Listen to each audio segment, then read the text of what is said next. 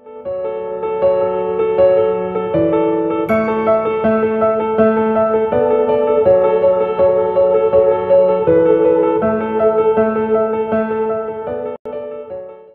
thank you Manoj and Uni for having me here. It's a pleasure to be presenting. So let's get a little bit here. So the topic is, does the location of fluid matter in AMD management? And fluid, as we know, can be intraretinal, subretinal or sub-RB. And we're going to specifically talk on intraretinal and subretinal fluid. The standard of care for neovascular AMD was monthly anti-VEGF therapy, and because of the burden of the injections and the associated complications, people chose to individualize treatment, and the PRN therapy regimen was initiated, but wasn't found to be as good. And gradually more and more people are now shifting to treat and extend regimen, which shows efficacy comparable to monthly anti-VEGF and better than PRN. So there are concerns like injection-related complications, the accelerated geographic atrophy with continuous VEGF suppression, and socioeconomic constraints.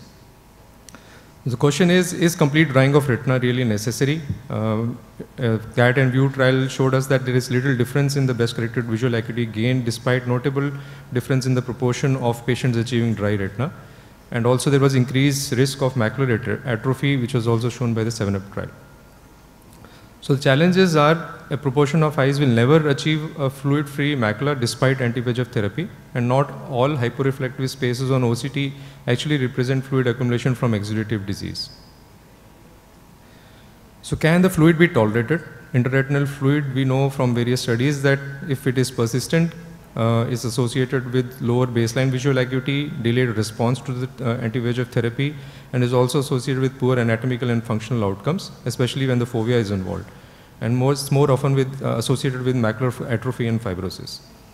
In contrast, subretinal fluid has little impact on mean visual acuity, positive influence on visual function, reduced need for retreatment, and presence of subretinal fluid does not correlate with PED in IR locations, suggesting that it may have a protective effect. So this gave rise to the fluid trial, the results of which were out a couple of months back. The conclusion from this study was the change in the visual acuity in the relaxed subretinal fluid tolerant group was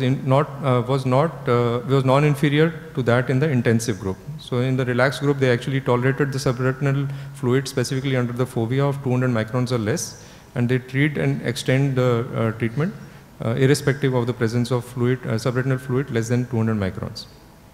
Also was found that there were fewer injections in the ranibizumab group, 1.2 injections less over the 2 years, and there was no difference found in the participants maintaining 20/40 vision or better, or also patients losing best corrected visual acuity to 20/20 or to 20/200 or worse. So derivations from all these trials and studies, not all fluid in eyes with neovascular AMD reflects active exudation. Persistent intraretinal cystoid changes represent neurosensory degeneration, may not resolve with anti-VEGF therapy, even if continuous. Treatment of intraretinal fluid should be aggressive until it is stable. A degree of SRF can be tolerated, and SRF can have a protective effect against geographic atrophy. So just to hypothesize a few points which came to my mind. In presence of SRF, autoretinal layers are less disrupted, present more benign type of subtype of CNVM in AMD, and CNVM is less likely to involve the fovea.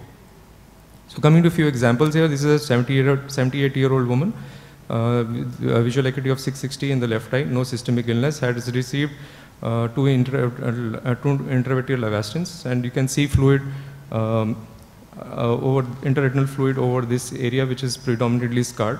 And you can see the multicolor and autofluorescence showing. So these kind of patients, actually, even if there is fluid over the scar area, I would have a very high threshold to go and chase this intraretinal fluid and treat and make it dry.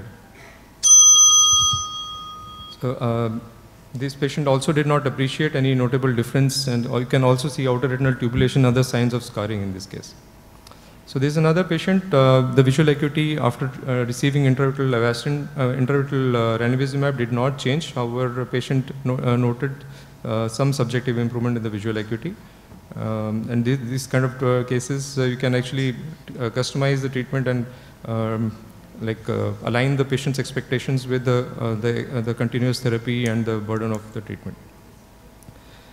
Another patient who is one-eyed, practically with the other eye being lost to scarred CNVM, comes on his own whenever he develops a fluid, whether it is extrafoveal or subfoveal. His vision drops a line, or he complains of metamorphopsia, and his near vision demands are pretty high.